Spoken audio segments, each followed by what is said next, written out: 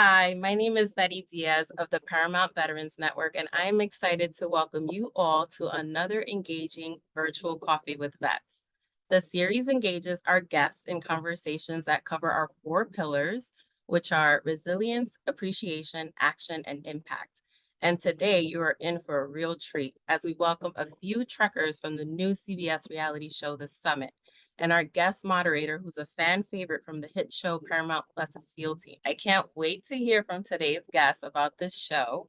Now, without further ado, please welcome our very own Paramount VetNet ambassador and SEAL teams, Neil Brown Jr., who I will also add is a proud son of a Marine. Welcome, Neil. Thank you for the introduction, Betty. I am thrilled to be here to talk with some of the cast of CBS's new strategic high altitude competition show, The Summit. Now, the summit is about 16 strangers who embark on a 14-day trek through the New Zealand Alps with an equal share of $1 million in their backpacks, facing extreme challenges and brutal twists presented by the mysterious mountain's keeper. The group must navigate dangerous terrain, including Antarctic winds and harsh conditions. Morals and relationships will be tested when they must decide what to do if someone falls behind, because if the group fails to reach the summit in time, all that prize money will be lost. The show is hosted by New Zealander Manu Bennett, who has appeared in the Hobbit trilogy and TV shows such as Spartacus and Arrow. So thank you all for being here. Rose and Punkin, also thank you for your service. Please introduce yourself and your trade. And for anyone on here who doesn't know about your military background, can you please just share your military connection with everyone? Hi, everyone. I'm Punkin. I am in the Air Force. I've been in 13 years. 8 of those were active duty. I have been stationed many places like England, Spain, Turkey. I've done 2 combat tours. My job is logistics, also known as supply. And I absolutely love what I do in the military. Hi, thank you for having me here. I am so excited. I love any opportunity I get to talk with veterans because I am now officially a veteran. I am also a military spouse and a stay-at-home mom. So I go by mom or the spouse of blah, blah, blah is my new title. Previously, my experience entailed 17 years in the Army. I did 3 combat tours. First one, I was a 62 Bravo engineer equipment repair mechanic. It's awesome. Second one, I was CBRN, which is chemical, biological, radiological, nuclear specialist. And my third deployment, I was with an elite group of women who did an assessment and selection with the Army Special Forces. I trained and then deployed and in support with the Navy SEALs, as well as I was embedded with an ODA Green Beret team in Afghanistan. Many great adventures there. This was all before they lifted the ban on women in combat roles, by the way. Our role directly related to that change happening. Then, not done, I came back and 4 months later, I went to flight school and became a Black Hawk helicopter pilot. Whoa, all right now. You're too young to do all of that. I'm just saying. I don't see the years. I don't see the years. You must have condensed it all. I'm just saying. My son's not doing anything that cool. He's 42 Alpha. You know, he's very safe. You know what I mean? He's in the Army now. Geoff, my brother, tell us a little bit more about your neuroscience background and how that helped you on the show. Talk to me. Absolutely. Absolutely. First of all, it's a pleasure to be on here with you guys. Super excited for the conversation and the panel that we're about to hold. So my background in neuroscience, I'm a cognitive neuroscientist. I started that in undergrad and continued it in grad school, getting my PhD with a specialization in cognitive brain sciences. So I've always been naturally curious. I've always had millions and millions of questions, even as a little kid growing up, right? And I always wanted to know the why and was never satisfied there. I wanted to know the how as well. So basically using that in this game, knowing how the brain works, studying people, studying humans, it really helped with my communication styles and how I communicated and who I communicated with. There's a lot that you can tell through communication, but also knowing how to communicate in certain situations to escalate it, how to communicate in order to gain trust, in order to show your genuineness. And that's just one part. I also used it as far as this was a big physical challenge that we were doing. It's a big physical, but majority of it is mental. There's a lot of things that we're doing, a lot of things in the first episode that you've already seen that we're doing.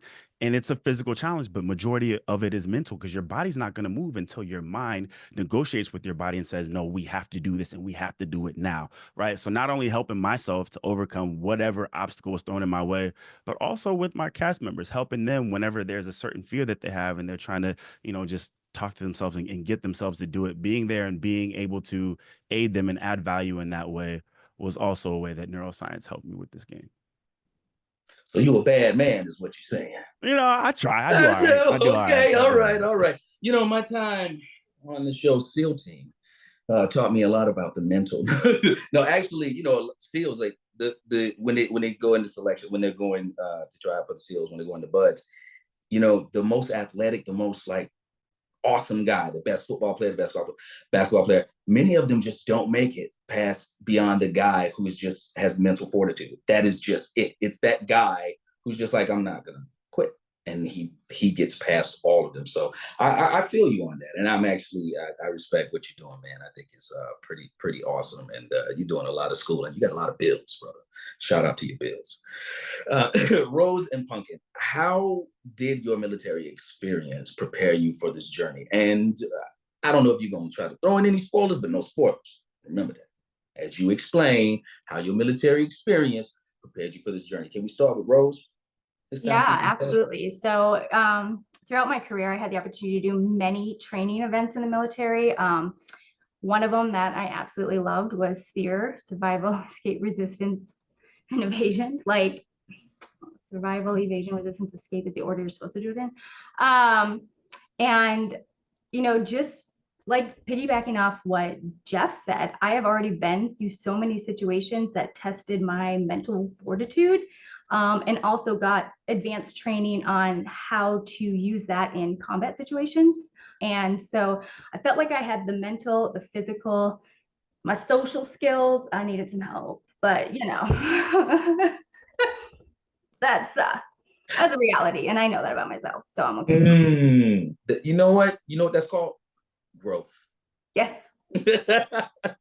Oh, that's awesome. I'm used to talking to toddlers, like my kids. I can rally a group of kids and get them all playing football in the field together, like no problem. But I can see it. I want to see it. How about like that? Adults and peers, I'm like, I don't know. Yeah, no, it's a different animal. And by the way, people, that's SEER, SERE, for those of you paying attention. Punkin, could you go ahead and tell us about it? Yeah, of course. So being in the military, you obviously have to be physically fit, right? So that was something I already came in with, like just having to uphold the standards for our physical fitness tests every day, or however often. But so the physical aspect I knew I would be able to do. I also work with the TACPs who call in close air support, which gives me more training than the average, Air Force person. And so being able to be resilient, we move around all the time, being able to be adaptable to every situation. I've moved every 2 years for the past 13 years. So I'm always constantly meeting new people, learning how to adapt to my new situation, being overseas, trying to learn the language, and being vigilant. Like the military teaches you to stay vigilant. You're always listening to what's going on. So every conversation, you might not think I was listening, but I kind of had an ear and I was paying attention to what was going on. So that definitely helped me to be able to understand people and to fit into the different groups that were forming and to just try to be my friendly self. That training helped me with all of that as well. 日本語はわかりますか? No, I'm just messing. Yeah, I get down. I know a little something about a little something. Anyways, that was a different life. But that is extremely fascinating. I was just like, I get really, I was interested, like, watching the show, from the first episode on, watching, like, I could see the military in just because I've been around it my whole life. And so watching it and watching that sort of strength that was just kind of coming through, even when it was trying to be hidden, I was wondering, like, how, what was the job? What was your MOS? Well, for Rose, and like how you were going to use it to apply it to the all of the adventures that you were going to have. Because I heard some people say, like, this is a perfect time to go camping for the first time, which I thought was crazy. So it was fascinating seeing such strong individuals, especially such strong women. So my hat off to you. Geoff, what made you decide to do this show? Excellent question. I have started to live my life by never wanting to look back and say, what if? What if I had taken that opportunity? What if I did go out and meet that person? What if I did make this crazy move or this crazy decision? And that started from October 26, 2016. I had my first and only near-death experience. And having that and really, like, being that close to death, tasting death and realizing, like, that could have been your last few moments on this earth, you start to live life differently. You don't think, oh, I've got time to do this, I've got time to get this right, I've got time. No, like, your next day, your next breath isn't guaranteed, right? Anything can go awry. And so making sure that I live every single day to the fullest is when I saw this opportunity. I was like, hell yeah, I'm doing that. I'm taking that. That's me. So that's part of the reason why I decided to embark on this crazy adventure. Better man than me, man. I don't know about going off in that cold and all that with a bunch of strange people I ain't never met before. That's a lot. Hat off to you, good sir. Because I ain't about that life. Rose, what was your thought process behind the strategy of not revealing you were a veteran without, well, I guess ain't too many spoilers on the first episode since it's already aired, but what was the strategy behind not revealing you were a veteran? Because I got it. I got it. I was like, yeah, I can see why you did that. But then I was like, man, maybe you should have laid the groundwork. I don't know. Talk to me. Yeah, so it's I came at it at two angles. So one is my time in the special ops community, which you probably guys from the show and your show, is we operate in the shadows. We don't brag about what we have done or what we do because we just do it. And coming into a situation where I didn't know anybody or their other backgrounds, I didn't know any other service members were there, if we had any other operators or anything like that. So I didn't want to, because nobody believes I did that. Probably could have, no one would believe me, but I didn't want to put that out there straight away and have expectations of me and not meet them. Especially because now I did that before I became a mom, and now I have a 9 and a 7-year-old, and I wanted to know, like, is this person still in there? Like, so I didn't want to come in as Chief Mattie. I wanted to come in as Rose and kind of see on a personal journey, like, is she in there somewhere, that badass? I'm not sure. And she was, absolutely. She came out in full force. And it kind of, as a veteran, when you get out of the service and you don't wear the uniform, you get lost a little bit on what your motive in life is, because we are serving something bigger than ourselves.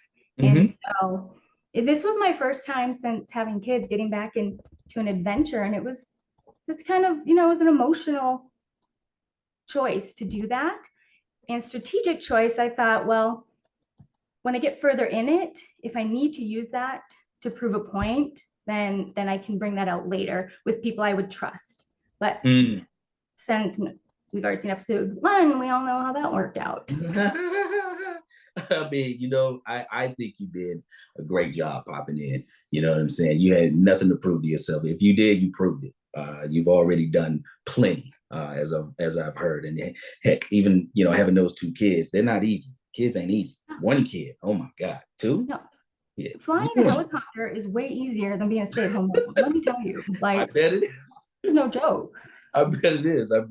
And yes, you did, but you did great. It's the first episode, but like you said, you got 2 eyes, 2 ears, 1 mouth. You were trying to adhere to those, but talk less, smile more. How about that? That's the one. Punkin, at this point in the show, you haven't revealed that you were a service member either. So we obviously don't know yet how far you make it or when and if that will be revealed. So without revealing any spoilers. No spoilers. What's your strategy there?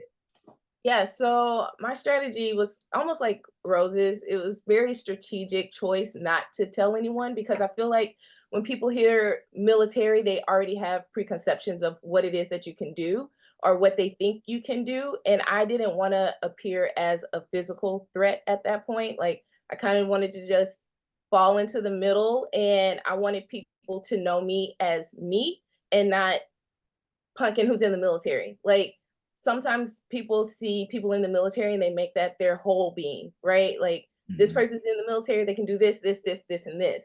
And for me, I'm Punkin first, and the military is something that I am in. It's a part of me, but I want you to get to know me first as Punkin.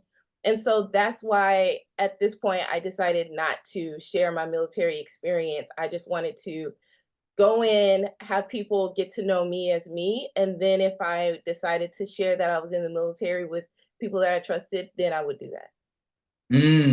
Okay, I can see that. You know, kind of along the similar lines. You know, you're playing it close to the chest. That's cool. Exactly.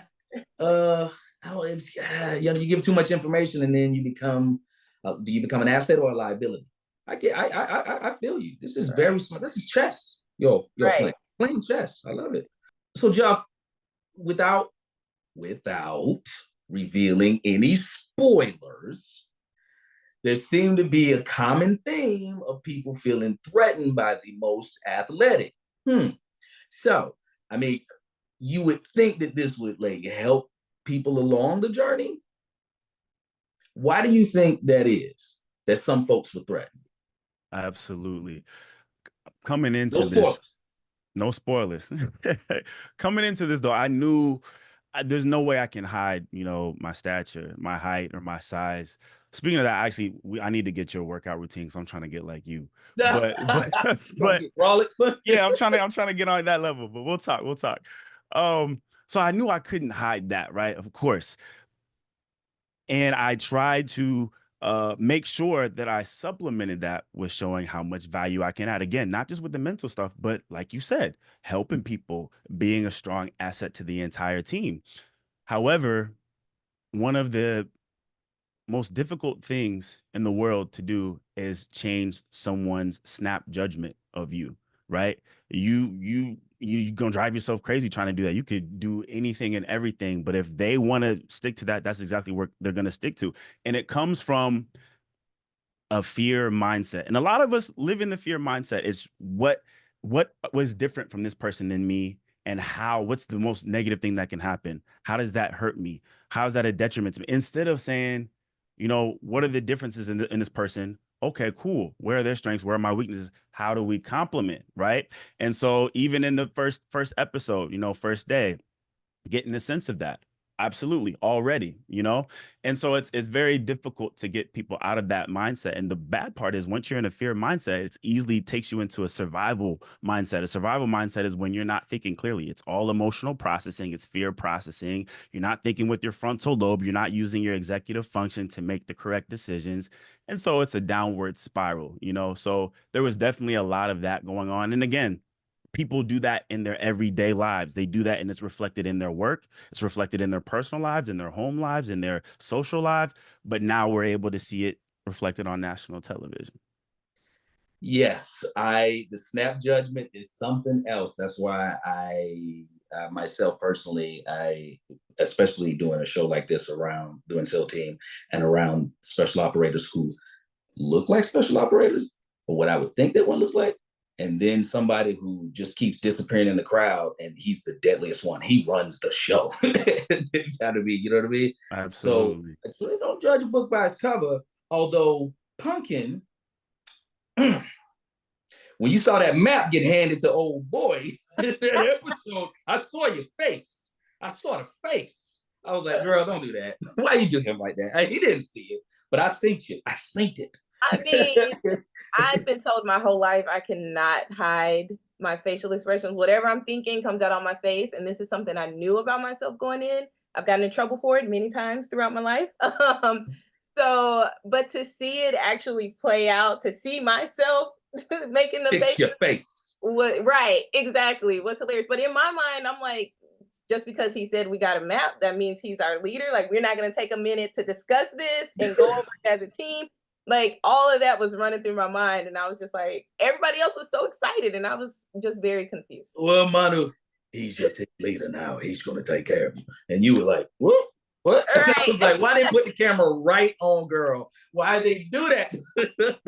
I thought it was a great TV moment. And that's obviously why they did it.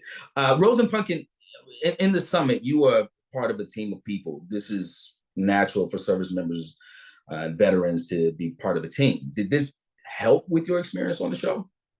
I mean, if everybody thought we were a team, but I didn't feel like we felt everybody had that team mentality. There was a lot of that individualistic mentality going on. And like to what Punkin is saying, like as soon as they give someone a map, it was that person felt like special and they got to lead the show. And we're like, what? Let's make a plan. Let's assess the terrain a little bit, put on some gear.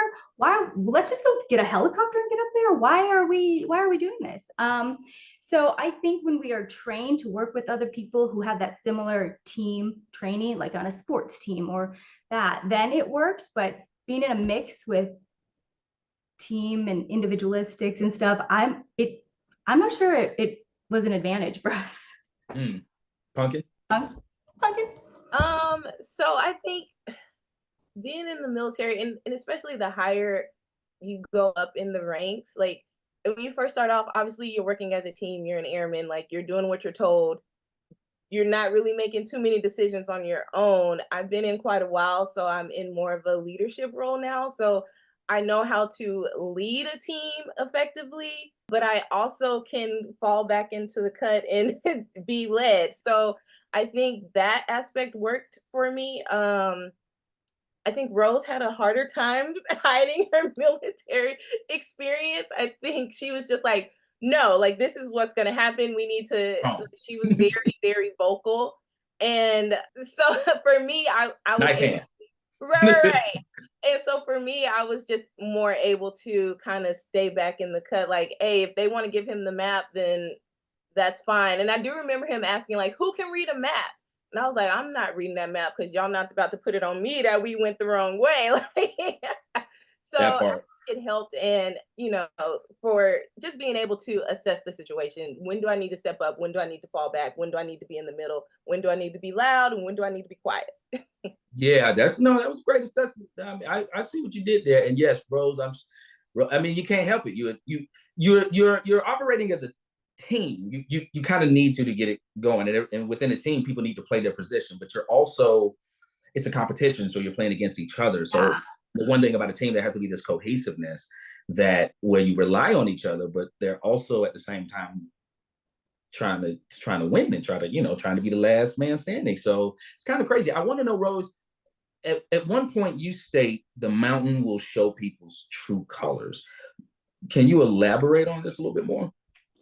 Yeah, like, anytime you go into the nature or, you look at an ocean, you look at a mountain, it's a humbling experience because nature doesn't discriminate. It doesn't discriminate against humans. We're all human in nature's eyes. And when you tackle something like summiting a mountain, you're stripped of all your creature comforts. You're put in, like Geoff was saying, you get that survival mode. Your brain goes back to, you're not feeling safe.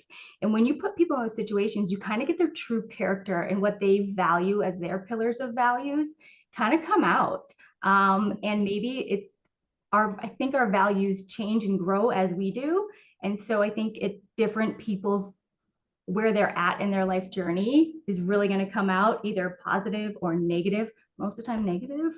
And a little rude maybe, but you're put in a survival situation, and that mountain, there's quotes on it, by John Muir, like all over about how much nature and mountains will show people the true, what they value and their true character. And so that was my mindset with that with that quote, and I was just kind of pissed. So there it is. That's what I want to hear. Give me the stuff, baby. I was, when after Tony on that day fell, and it was an extreme situation, I kind of fell back on my training in a sense of being more of a safety role, because this is the first time this has been done.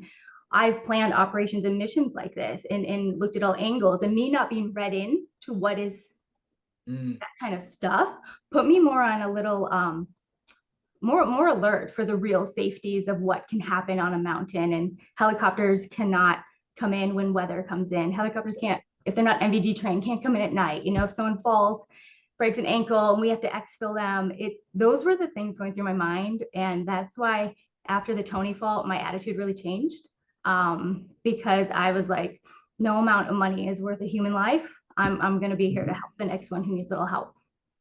But yeah, that knife is still in my back. So I'm so sorry. I'm like, when you say that, I'm like, I would have liked to see what would have transpired had you continued in there. Seeing him fall was like, that was one of the things that I was talking about. Like, are people in shape for this journey? This is no joke. And even if it's a competition, there has to be a modicum of like some type of training. You have some basis for being able to do a bunch of this stuff. Much like you say, when you talk about the helicopters and stuff, you can't just go in there all willy nilly. If anybody knows anything about helicopters, planes want to fly, helicopters want to kill. So it's a dangerous, tricky thing. So I'll give much more, all the respect to you for doing that. But don't get that knife out your back. That knife done. You good, girl. You know what I'm saying? You did that. You gonna be famous. Punkin and Geoff, you both seem to have bonded early on. What had you both trust each other right away? Yeah, I'll start.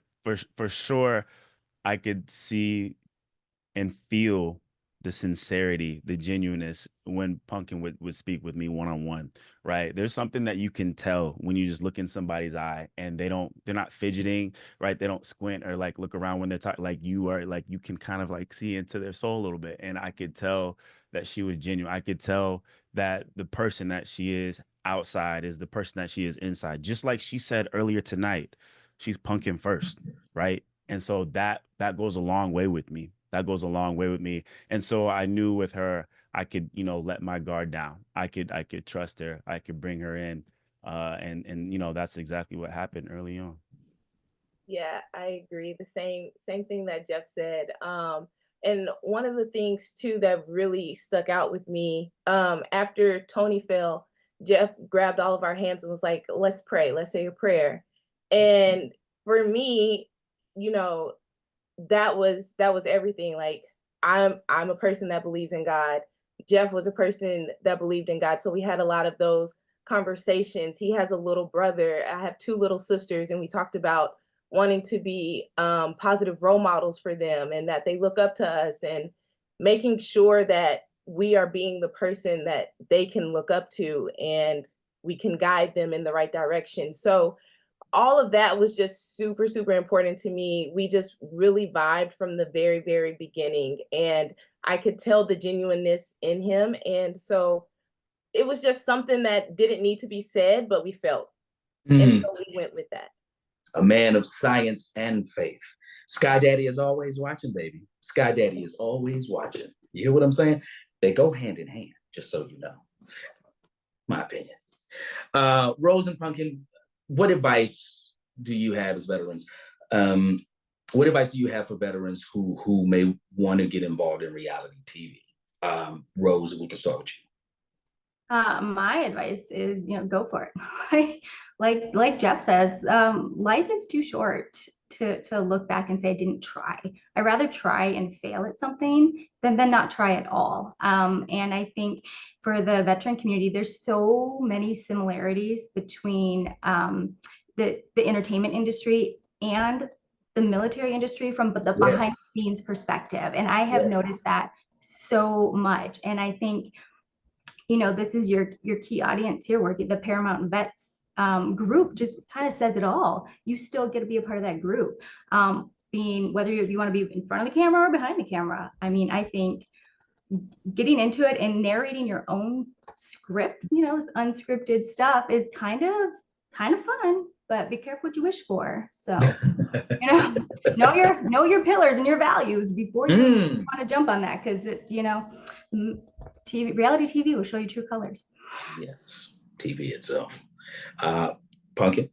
Yeah, the same with Rose. Just do it. And if you get no's, just keep going until you get a yes, because I know a few of us on our show had applied for different things and we got no's or almost got there and didn't make it all the way through. So just keep going until you get a yes. My mom always taught me that, like, just because someone says no doesn't mean that it's a no. You keep going until you get that yes. So just if it's something that you feel that you want to do, go for it. Shoot your shot. Eventually the bucket will go in. So just go for it. That part. Stay ready so you don't have to get ready. Exactly. Mm-hmm. Okay, all of you. Manu Bennett is not your traditional host. He is like the parent you do not want to disappoint. How did this motivate you on your journey? No spoilers. Yeah, I could start with that. That question like really puts it perfectly, because we can do something good, right? We can make an accomplishment, and then he'll come out of nowhere. So you think you've done something, right? And we're like, dang, like what, And so it's like, gee, like it really it helped me because it keeps me on my toes throughout this experience, right? It keeps me on my toes and makes sure that even the little things are being watched and they matter, right? So that really helped me throughout my game. And it kept me on my A game as well, because I knew that there was something that he's always going to have with respect to what we have done in that day that's going to come up, So it really, really kept me on my toes and it helped me in that manner.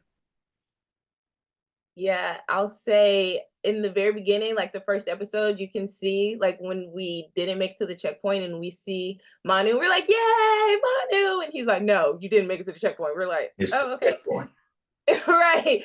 And then we get to the checkpoint and we're like, yay, Manu. And he's like, no, you're going to vote somebody out and steal their money. We're like, dang. So it went from a like, yay, we get to see Manu to a, oh God, here comes Manu. Like, so it went from an excited to see him to a, you do not want to see this man because he is not bringing good news. I had a little different perspective because I think it goes back to my military training. Like I've been in so many trainings where it's a drill sergeant or a cadre or somebody else, and they're always telling you fail. I'm like, all right, well, I'm used to not making it on time, and that's all right. It's not going to get to me. We'll just do better next time. But I think I had that mentality, so it didn't get to me as much because I was just like, oh, failed again. What's next? So. Mm-hmm. Yeah, I felt when I would see him, I was like, uh-oh. At first, I was like, great, but he was very stoic. And he was like, hey. And then all of a sudden, he was like, you enjoying that food? You enjoying that water? You enjoying it? You like it? You enjoying it? You're good. Just to get out.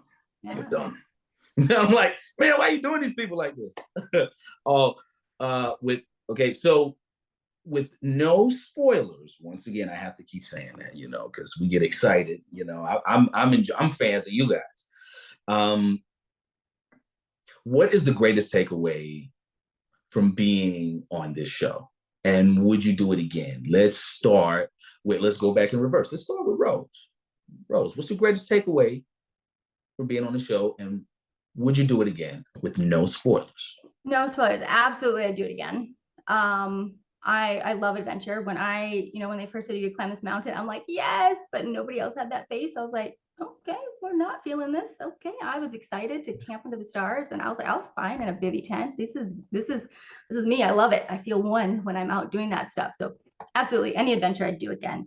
My greatest takeaway was, it is humbling. It is humbling. No matter how much I thought I could do or not do, or who I was, it was a humbling experience. Just to see how everyone else was getting along and doing things, and being able to say yes to an unknown event. It takes a risk. So my greatest takeaway is I'm still a risk taker. I'm still ready for an adventure, and becoming a mom and a veteran has only made me a better person. There it is. Punkin? So my biggest takeaway is that you can literally do anything you set your mind to.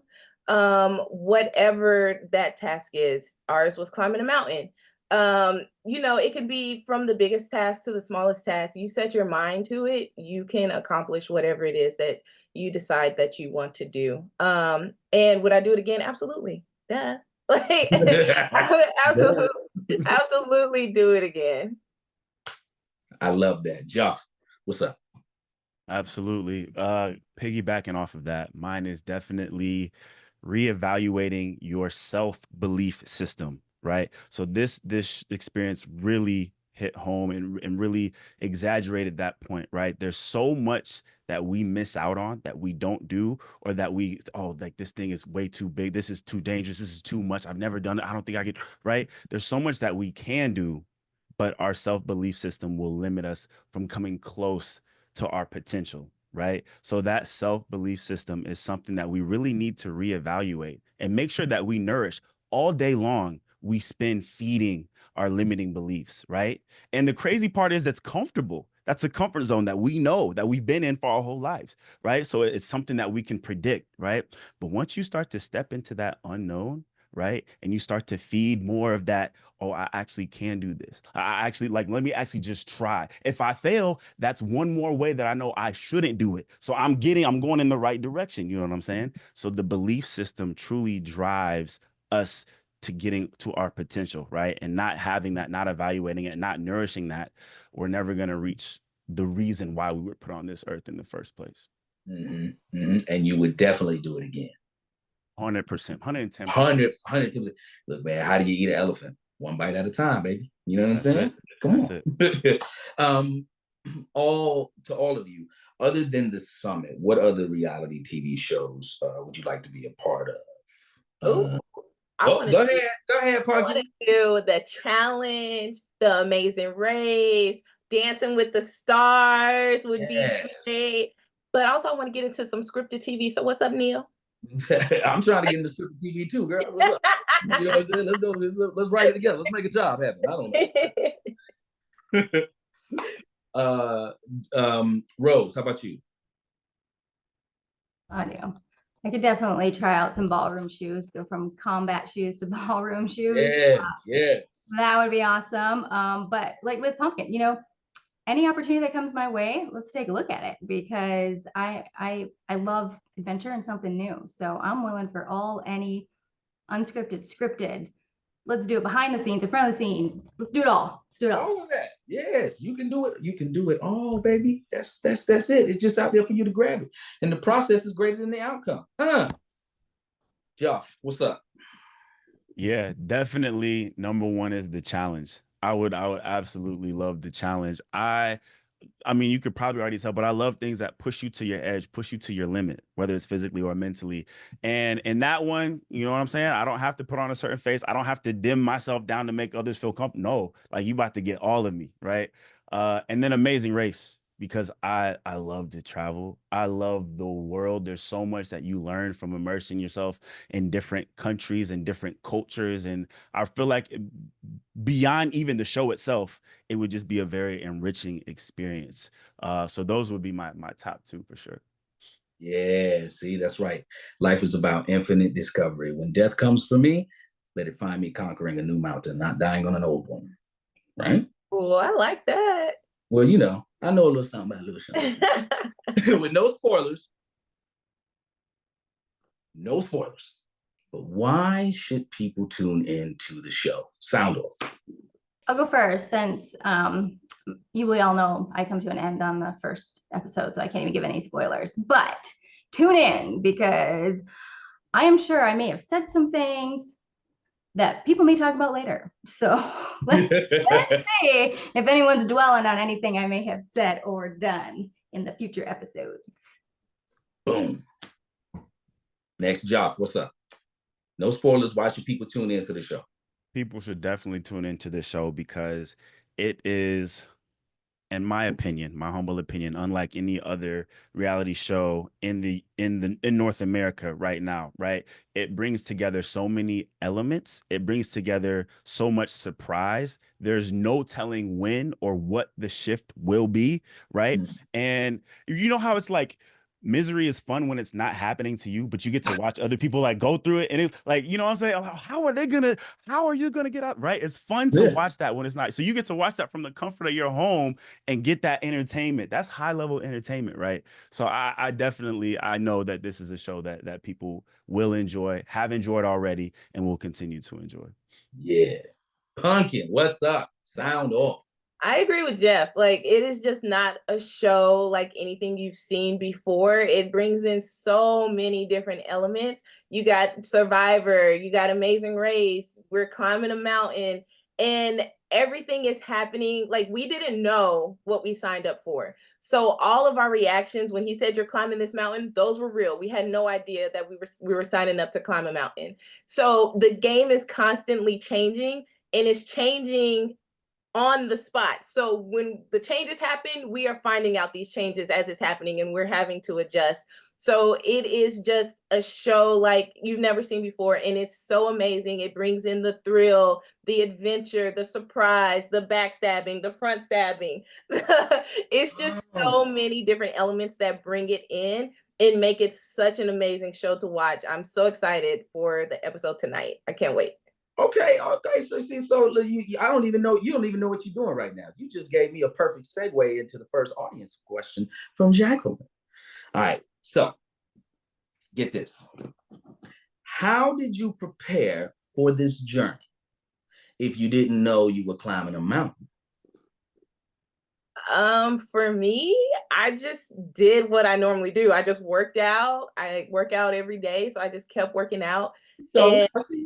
Right. So, I mean, you literally had no idea what you were signing up to do. Like, I thought I would be in the woods. So I was like, okay, well, there's a little bit of hiking in the woods. Let me get on the Stairmaster, like, but at the end of the day, you have no idea what you signed up to do. So I just continued to work out, and I was like, whatever it is, hopefully my endurance will be able to get me through the obstacle. Cardio, man. I'm telling you, listen, with any of this stuff, when the zombie apocalypse comes, cardio. That's all that's important. Cardio, baby. You need to be able to go. You need to be able to run. Right. Rose, I mean, how did you prepare if you didn't know you were going to be climbing the mountain? Yeah, we didn't even have much time to prepare either. My casting was really quick. So, always be ready. So you never know. I'm in the gym now, though. I'm re-preparing this body. So. There you go. Stay ready, so you don't have to get ready. I have to do that when I have to lose these pounds. I got this little extra down here. This man meat from my little belly, my off-season belly. It ain't much. Geoff, what's good with you? How did you prepare if you didn't know you were going to be climbing a mountain? Yeah. So I was already getting ready to play another season over in Germany, football over there, American football. So I was just doing what I normally do. You play? I'm a wide receiver. Of course, yeah. You can tell. You can tell. Yeah. Your body's that whatever, man. All right. Yeah. Everybody ain't able, sir. Right. That's true. Oh, for real? Okay. Yeah, Respect, because y'all take a lot. I'm good with punishment. Yeah. So respect for sure. So yeah, I was, doing my normal routine, working out, every single day, different types of workouts, also doing mobility, not just weights, not just speed work, but also mobility. And then what I did start to revisit and add into my normal routine is cold water exposure and therapy. Because here's the thing, when I was having my interview, like in the casting process, they said, like, what's your fear? Like, you seem like a guy who doesn't have a lot of fear. You got to have something. And I told them the cold. I don't do the cold. I don't like the cold. I run away from the cold. Right. And so when I said that, I was like, oh, dang, I should probably prepare for the cold, just in case. Right. Just in case. So I started taking, cold showers, ice baths, all that stuff. just to make sure that and it has a lot of neurological and physiological benefits as well. So it was a win-win.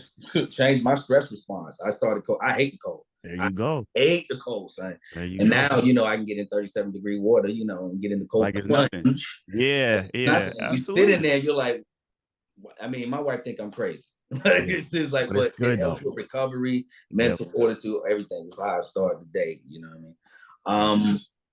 What else? I mean, because that would have been a question I would have asked. Like, if you didn't know, how did you? So that was those. Thank you for those. You know, those responses. They were well thought out and very honest. I appreciate it.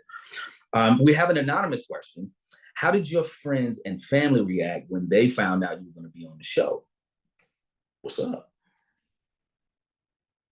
Let's go, Punkin. I'll go. My family was super, super, super excited for me. Like, I have been wanting to do reality TV for a long time, like since Real World was a thing way back when. Like, bro, you put your age out there. You stop playing. Stop. I mean, I wasn't old enough to apply then, but I liked it. You're too young. You don't know about the Real World. When I got cast for the show, my family, they were just super ecstatic for me and knew it was a dream that was coming true of mine. So they're still super excited. They know nothing about nothing of how anything happened. So they're excited to watch my journey. I love that. Rose, what about you? Yeah, my kids were excited until they realized how long I was gone. Same with my husband. That's me. That's I was like, no. What? I was like, I'm no, coming with you. Out. My parents were kind of like, you're gonna do what? I'm not sure. Like, they're like, do you realize how sometimes reality TV can be a little mean? I'm like, that's okay. My mom's like, she was nervous for me, but I think she's nervous for everything I do, whether it's flying a helicopter or going to combat or anything. She's just, that's just her. So yeah, hang around and keep driving on. And yeah, it's I don't know. Well, that sounds good. They have everything to be proud of. They have everything to be proud of. I love you. Geoff, what's up? How about you? How your people's feeling? Because all y'all look like actors. Like, when I watched the show, I was like, man, every last one of y'all look like y'all. I feel like I've seen y'all in movies before. I was like, I know them. I feel like I've seen them in something. Manifestation. That's what you're doing right now. So yeah, of course, you know, my fam, my folks, they were happy, they were, you know, excited for me, but at the same time, they were like, you know, we're not surprised at all. Like, it's, you know, that I've been the child who, I'm the crazy one, right? I'm the thrill seeker. I travel to countries that are on like the watch list as far as not to travel to, just because I haven't been there and I want to go, right? I'm the person who took off during grad school to go play football overseas. I'm the guy who jumps out of perfectly functioning planes. I pay to do that. You know what I'm saying? So they're like, of course, you would do something like this. So they were surprised. They were happy, but they weren't surprised. I'll say that.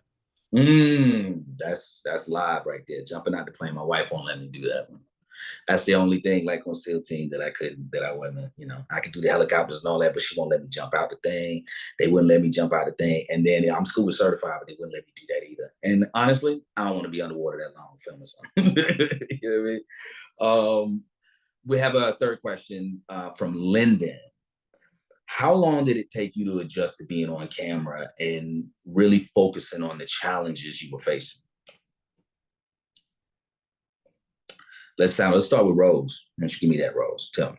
Yeah, you know, when you first, like day one, are doing and kind of photo shoots and stuff, you're kind of like, this is awkward. I mean, Geoff rocked it. He seems like he's very used to being in front of the camera. He photographs well. Geoff, you look great. But I think after that initial, you forget it's there. Like you forget and you just keep going with what you're doing. It's not like, or at least for me, I just, you know what? Maybe I should have paid attention a little more. But I kind of just tuned it out and just, you know, was me that day and drove on. I don't know. Some of the military fans, you know. Yeah, for me, it took me a little bit. I'll be honest, it took me a little bit because I honestly, like, this wasn't something that I had always been trying to do, like reality TV. It kind of just happen. And so when I'm there, like I still remember vividly. It was the first morning, right? So we didn't make checkpoint, which y'all saw, and we woke up, and I remember waking up out of the bivvies. It was in the freezing cold, and I'm looking around and I see, the cameras everywhere, like watching people as they wake up, getting the crust and the boogers out their house. Like, dang, that's gonna be terrible when that gets on TV. And then I turn around, bam, there's one right in front of my face. And so I'm like, oh, this is it's weird. It's weird. And so throughout that day, maybe the next day, maybe, yeah, I got more used to it and learned how to tune them out and act like they're not there. Yeah, man. Yeah. Like I said before, if only actors could do the same thing. We always know where the camera at and where it's working right here. This is my side. You know what I'm saying? Like, I know where every camera at. If it's a camera, I'm gonna look into it. Shout out to David Boreanaz.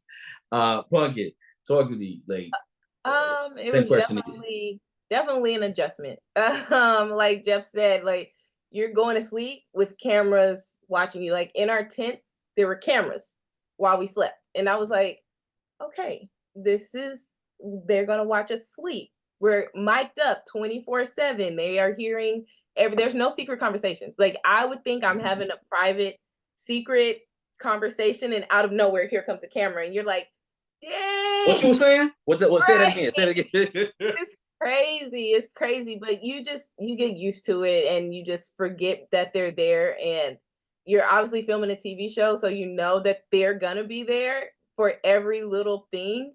Every little thing, they are there. They are not missing anything. They are hearing all the conversations. So you just get used to it and try to ignore it as much as you can. I want to give a shout out to the cameramen and women and the sound team who like hiked up that mountain backwards, ran up and down. Amazing. See, so that's what, to that point, I was literally about to say that, Rose, you all up in here.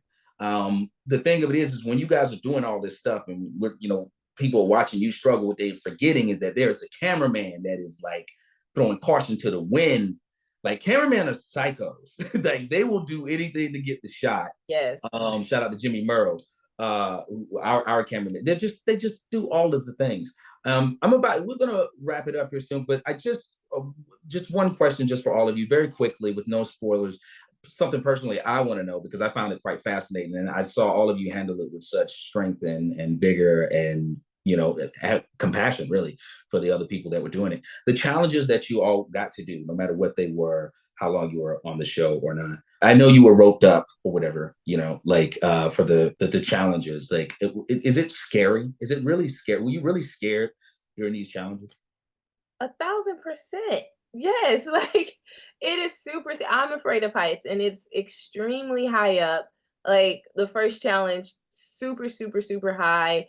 It's our first challenge, so we have no idea what. Like they give us a safety briefing. Obviously, you have your safety team, but you're like, how safe am I really as I'm going into this? Like, if I fall, do they really have me? And you're just looking straight down as you're trying to complete this obstacle of getting across. So it's extremely scary. They only show Theron crying, but I know I cried. I think a couple of people cried. Like, yeah. That's honesty right there. I appreciate that. That's deep. Yeah. That's deep. I definitely agree with that. Just because again, you get into like I mentioned earlier, like the fear mindset. You see this obstacle and you think of everything that can go wrong. That's the first, because it's how you make sure that you survive into the next moment. You think of everything that goes wrong, but then you begin to focus on it and you lock in on it. And you're like, okay, sure. Like there's safety, there's all this stuff, but like nothing is foolproof. Nothing is 100%. Like accidents happen. That's why they're called accidents. So that begins to run through your head. You know what I'm saying?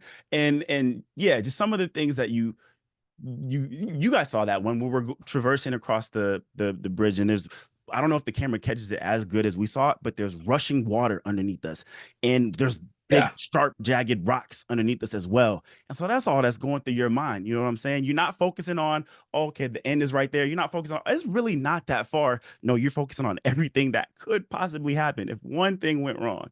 So it's definitely a situation you got to calm your breath, because that helps calm your brain activity. And then just like, you know what, at the end of the day, I just got to trust my body and I got to do it. There's no alternative, right? Because I got this bag full of money. I'm not letting it go. So there's no alternative. So I'm going to do it by any means. And Rose, you? Yeah, I rock climb, scuba dive, fly helicopters. I mean, I've done many adventurous things like that. So knowing how the rigging worked and all that, I had a little more non-fear of it. My fear was I was going to fail it. So it was a personal feel like, am I capable of this stuff still? But as far as heights, no, not that. But so I had a different perspective on that. I guess your fear would be like watching the people rig it and being like, if I know what it's supposed to look like, and that's not what it's supposed to look like. That was one of my fears. And I was like, should we maybe clip this or do we not? Sure like, let's check. So having other people do the rigging, that's my fear. Like, yeah. But I'm sure you guys were very safe. But I mean, I know you were very safe. But even in spite of that, hearing you guys talk about, you know, the very real fears that are involved with this activity, let alone, you know, trying to deal with the morals, the team, the amazing race of it all. Like it's something. The survivor of it all. It's pretty fantastic. So my tip of the hat to you all. Thank you for being here. You know, episode 2 of The Summit with host Manu Bennett airs tonight at 9:30 on both coasts following Survivor. We can't wait to see how the rest of the season unfolds. Thank you so much again.